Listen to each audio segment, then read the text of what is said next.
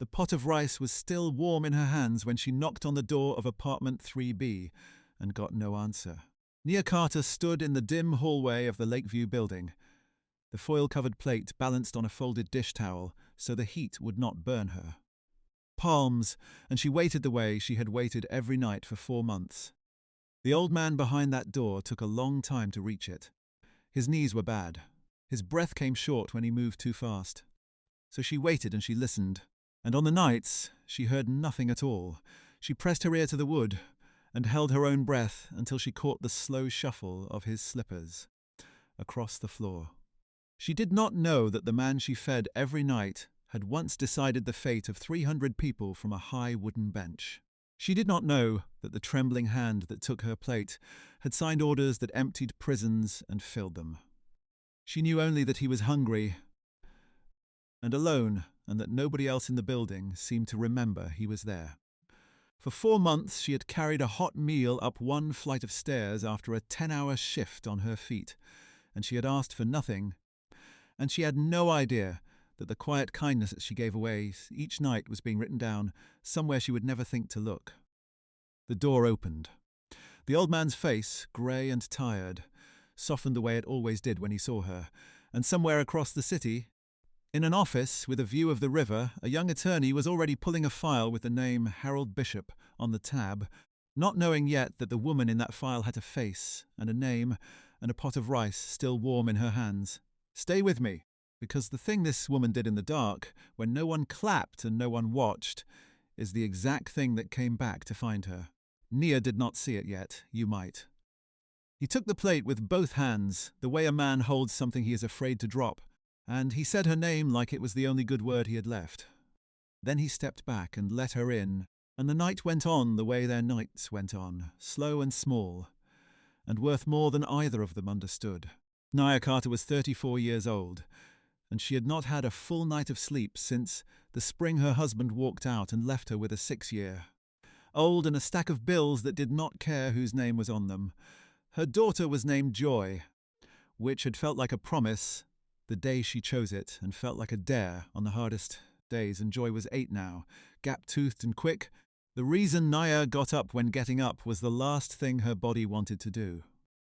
They lived in apartment 3A of the Lakeview building, a brick walk-up on the east side of the city, where the radiators knocked all winter and the hot water ran out by 7 in the morning.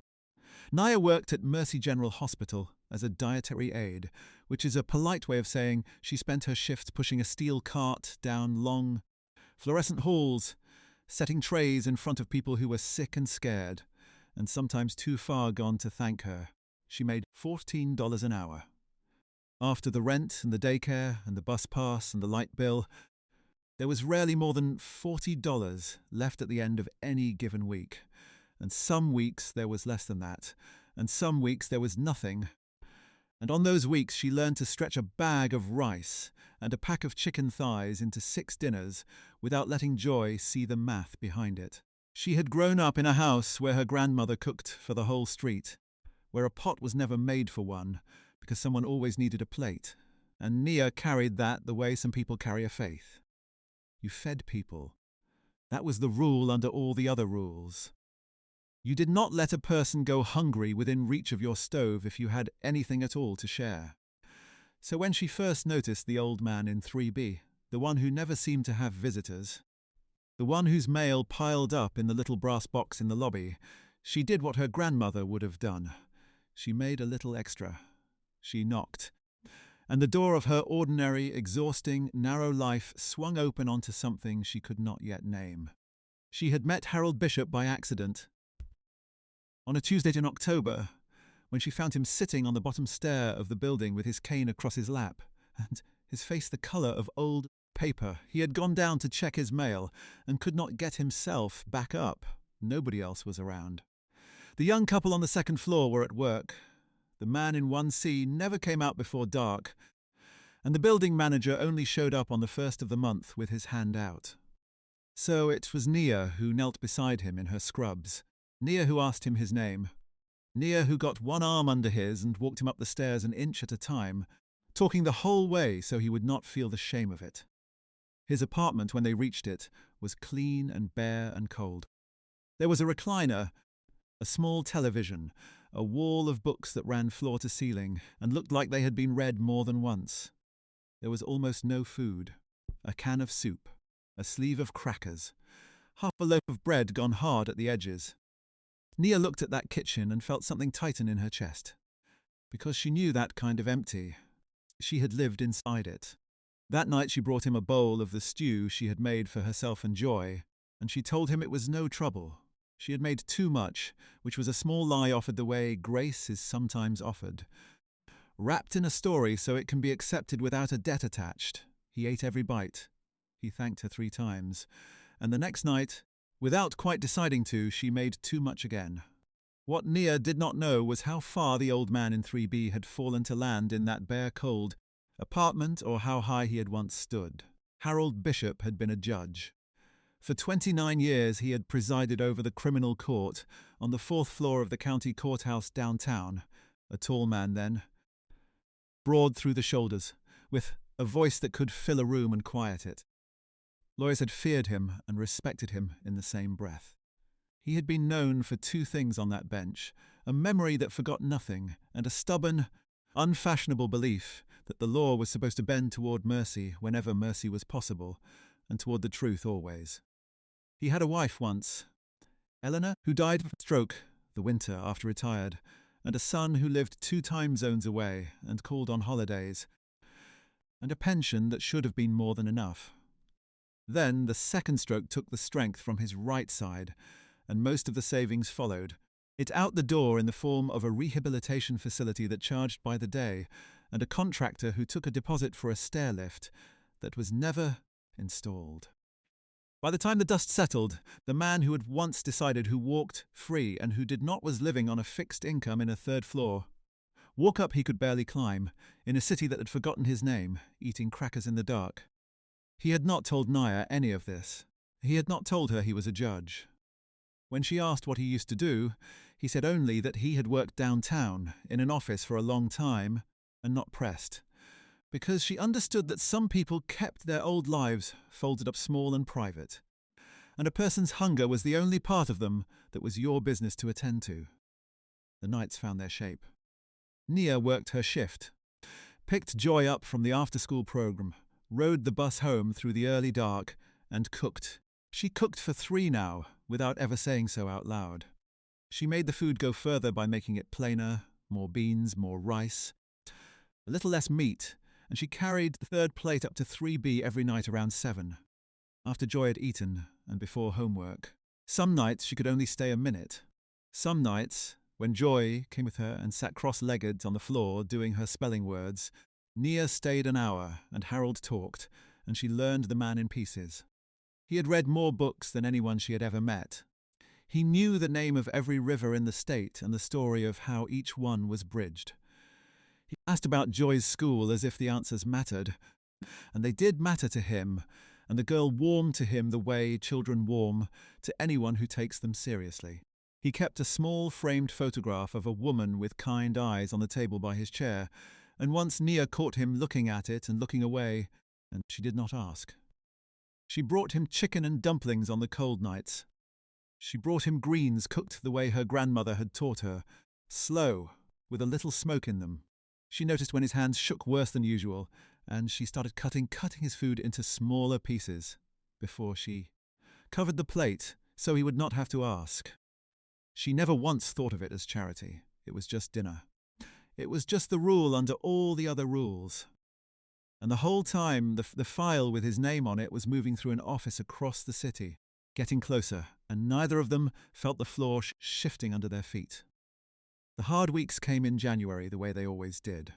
Joy needed new shoes. The old ones had split along the side, and Nia had taped them twice already, and the tape would not hold through the slush. The morning Joy came out of her room with the left shoe flapping at the toe. Nia knelt on the cold kitchen floor and wound a fresh strip of silver tape around it, smoothing it down with her thumb. And she told the girl it looked like a moon boot, like something an astronaut would wear. And Joy laughed and stamped her foot to test it and went off to school, believing her mother had made her special. Naya stayed kneeling on that floor a moment longer than she needed to. The heating bill came in higher than she had braced for, $61 more than the month before, and she read it twice at the kitchen table under the bare bulb and felt the number settle on her chest, like a hand. Then the hospital cut her hours, not fired her, just trimmed her schedule from full-time to part-time without warning, the way they did to the aides every winter when the budget tightened, posting the new grid on the break room wall on a Monday with no apology and no meeting, and Naya stood in front of that laminated sheet and ran her finger down the column with her name in it and counted the shifts that were no longer there. Her $40 weeks became $20 weeks, became weeks where she sat at the kitchen table after Joy was asleep and moved the same small numbers around and could not make them cover the ground. She did not stop cooking for Harold. That is the thing to understand about her, the thing the whole story turns on. When her own plate got smaller, his did not. She skipped her own lunch at work and ate the leftovers off the trays that came back barely touched. The half a roll, the untouched cup of fruit, eating standing up in the dish room where no one would see, and she told no one, and she carried that hot plate up the stairs every single night, even the week she had $9 to her name and a child who needed shoes. One evening, sitting in his recliner with the steam rising off the bowl she had brought him, Harold looked at her for a moment over the rim of his glasses, the way he had once looked at attorneys who thought they could slip something past him, and he said quietly, "You are wearing yourself down to nothing for an old man who is no kin to you." Naya set the spoon in his hand and folded his fingers around it the way she did when they were shaking, and she only smiled and said, "You eat your dinner before it gets cold." She did not raise her voice, she did not need to. Harold Bishop, who had spent 29 years reading the faces of people who were lying to him, saw exactly how thin she had worn herself, and something in him that had gone quiet after Eleanor died began very slowly to wake back up. He started watching. Not in a way she noticed, because he was careful, the way a man is careful who has spent his life weighing what people deserve. He noticed the taped shoes on the girl, the silver of it catching the lamplight when Joy sat cross-legged on his floor with her spelling book. He noticed that Nia's coat had a button missing and a seam coming open at the shoulder, and that she had pinned the gap shut with a safety pin and worn it that way for weeks. He noticed that she had stopped mentioning the little things she used to mention, the small treats, the bus downtown on a day off, the movie Joy wanted to see, and he understood that those things had been the first to go, the way they are always the first to go. He noticed, one night, that when Joy asked for a second helping, Nia gave the child food off her own plate and said she was not hungry, sliding the dumplings over with her fork as if it were nothing. And Harold knew a hungry woman when he saw one, because he had sentenced enough of them, and defended a few in his early years, and watched what want did to a face, how it sharpened the cheekbones and dulled the eyes, and put a brightness in the smile that was really just the effort of holding the smile up. He did not embarrass her by saying any of it. Instead, he began in his slow, careful hand to write a letter. It took him most of a week, because his right hand shook, and he had to rest it often, setting the pen down between sentences and flexing the fingers that would not do what they used to do, and because the words mattered to him more than any words had mattered in years, more than any ruling he had ever written from the bench. He addressed it to a young woman named Priya Shah, an attorney at a firm downtown, the daughter of a man he had once shown a mercy to from the bench long ago, a young lawyer who had written to him twice since his retirement, asking if there was anything she could ever do for him, anything at all, because her father had told her the story of the judge who looked past the charge and saw the boy. Harold had never asked her for a thing. Now, in his shaking hand, he did. Priya Shah remembered the name the moment the letter crossed her desk. She had grown up on the story. Her father, a frightened 19-year-old in a courtroom 30 years ago, had stood before Judge Harold Bishop expecting the worst. And the judge had read the file all the way to the bottom, past the charge to the circumstances, and had seen a kid who had made one bad choice in a life with no good ones offered to him, and he had handed down a sentence built to redeem instead of to bury. Her father had become a pharmacist. He had raised a family. He had named the principal he lived by after the man who gave him the chance, and he had told his daughter, when she went off to law school, that if she ever got the opportunity to do something for that man, she was to do it without counting the cost. So when the envelope came, addressed in a careful shaking hand, Priya opened it standing up and did not sit down until she had read it twice. The letter did not ask for money. It did not ask for rescue. It asked her to quietly look into the circumstances of a woman named Nia Carter, a neighbour, a dietary aide at Mercy General, a single mother of one, and to find out discreetly what burdens she was carrying and whether there was any lawful way to ease them. Because the writer was an old man with limited means and failing hands who had been kept alive, he wrote, "More by her kindness than by any medicine, and who could not bear to let that kindness go unanswered, while he still had breath to answer it." Across the city, Nia stood at her stove that same evening, stirring a pot of beans, with no idea that her name was now written at the top of a legal pad in a downtown, office underlined twice. The thing about a person like Nia is that she would have refused help if it had been offered to her face. And Harold knew that, and so did the lawyer once she understood the shape of the woman she was looking into. Priya did her work quietly. In the evenings, after the firm had emptied out, with a legal pad and a cooling cup of tea and a growing knot in her stomach, she pulled what was public. She learned that Nia Carter had filed for assistance twice and been denied on technicalities both times, once for a missing signature on a page no one had told her to sign, once for income that was $19 over a line, drawn by someone who had never had to live beneath it. She learned that her hours had been cut at the hospital, that there was a daycare debt of $410 and a utility balance and a small medical bill from when Joy had her tonsils out 2 years back, $640, that had been sitting in collections growing teeth. She learned that the husband who left had also left the lease in Nia's name alone and had never paid $1 of the support a court had ordered, 2 years of it, and that Nia had never once filed to enforce it, because chasing him would have cost more in time and bus fare, and missed shifts than she believed she would ever collect. Priya laid the pages out across her desk, one by one, and looked at the whole quiet architecture of a good woman being slowly crushed by a system that was supposed to catch her, and she felt something her father must have felt 30 years ago looking up at the bench, the feeling of standing in front of a machine that did not see you and waiting to learn whether anyone behind it would. She felt the urge to make it right.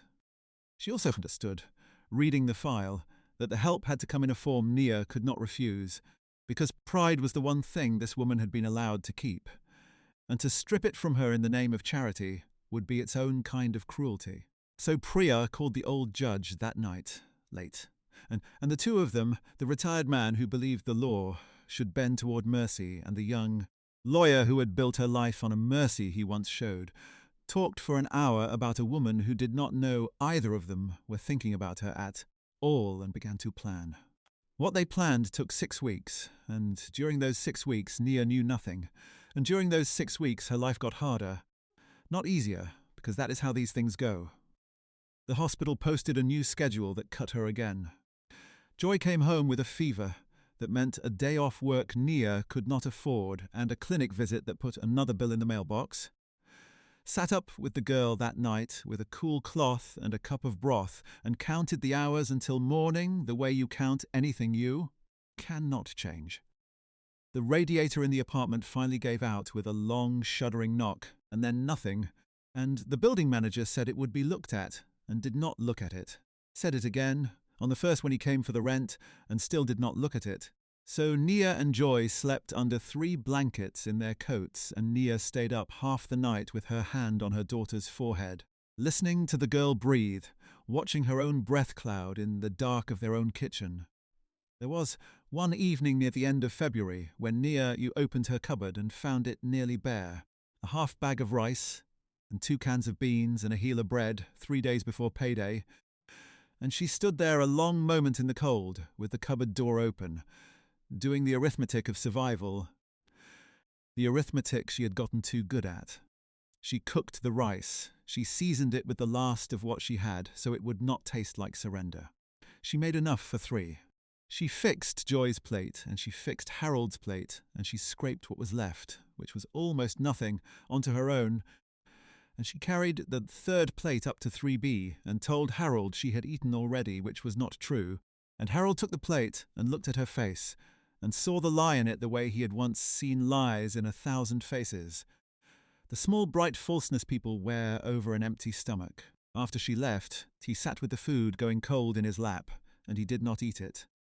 He wept instead, the slow, hard tears of an old man, because he had not known until that night just how much she was giving away, or how little she had left to give it from, and because he understood finally and completely that she would go on giving it until there was nothing left of her at all.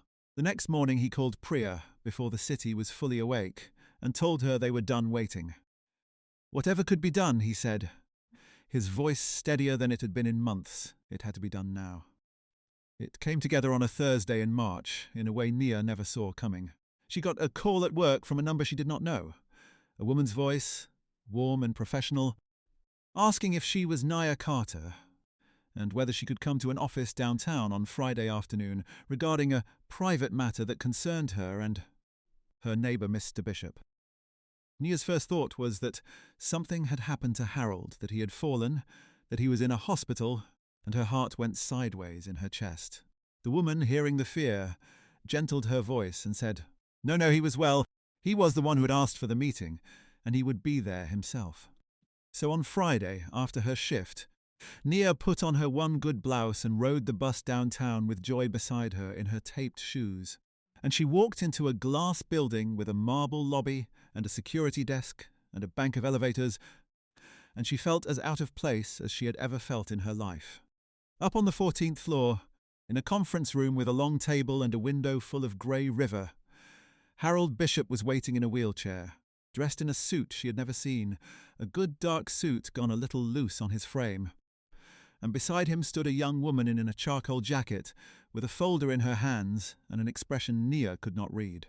There was water in glasses. There was a box of tissues on the table that Nia did not understand the meaning of yet. And there was a manila envelope sitting in the centre of the table with nothing written on the outside of it at all. Harold spoke first. He told her in his slow, careful voice that he owed her the truth about who he was, and then he told her. He had been a judge, 29 years on the criminal bench, the Honourable Harold Bishop, a name that still meant something to the lawyers who had stood before him, though it had come to mean nothing to the world that let him grow old and hungry in a cold room. He told her about Eleanor and the strokes, and the money that drained away, and how he had ended up where she found him, on the bottom stair, unable to climb. He told her that the night she first brought him a bowl of stew, he had not eaten a hot meal cooked by another human hand in 9 months. And then he told her the thing that broke her open. He said that in 29 years on the bench, he had watched hundreds of people stand before him and claim to be good, and he had learned to discount almost all of it, because people perform goodness when someone is watching and the stakes are high. Goodness done in the dark, he said. Goodness done when no one is keeping score and there is nothing to gain, and the person doing it is going hungry herself, that, he had come to believe, was the only kind that was real, and he had not expected to find it. At the end of his life, climbing his stairs every night with a plate of rice. Nia was crying now, and so was the young lawyer, and even Harold's voice had gone rough. He nodded to Priya, and Priya slid the manila envelope across the table, and she said the words they had planned for 6 weeks to say in just this way, so that Nia could not refuse them. It was not charity, Priya told her. Harold Bishop had no money to give. The Strokes and the swindlers had seen to that. What he had was a name, and 29 years of relationships, and a reputation that still opened doors in the legal community of that city, and he had spent the last 6 weeks spending all of it on her behalf. Inside the envelope was not a cheque. It was better than a cheque, it was a position. The County Bar Association ran a foundation that funded a community wellness program, a real job with real benefits, a coordinator's role overseeing meal services for homebound elderly residents across the East Side. The exact work Nia had been doing for free out of her own empty cupboard, except now it came with a salary of $52,000 a year, and health insurance that would cover Joy, and a schedule built around a school day. Harold had not asked them to invent it. He had simply told them, in rooms full of people who owed him decades of respect, that he had found the most qualified person in the city for a job like that, and that her qualifications were not on any resume, but in the fact that she had been doing the work, faithfully, in the dark, for 4 months, for a stranger, while going hungry. The hiring committee had checked her references at Mercy General, and found a woman every nurse on the floor trusted. The job was hers if she wanted it, and that was not all the envelope held.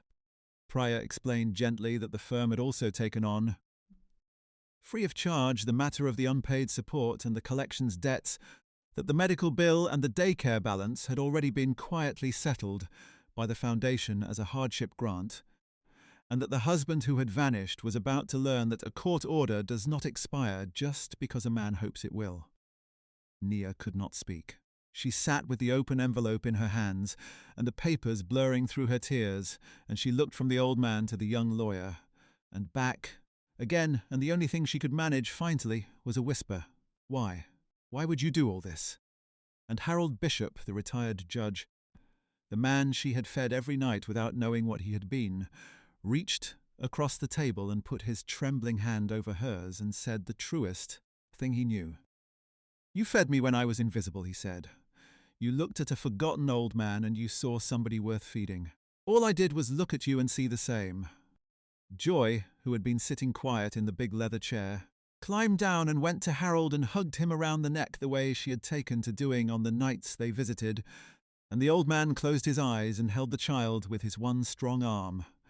And in that conference room high above the grey river, 4 months of quiet kindness came back all at once, transformed, and landed in the lap of the woman who had given it away one plate at a time. The story did not end in that room, the way these stories never quite do, because a reward is only the start of a changed life, and the change is the part worth telling. Nia took the job.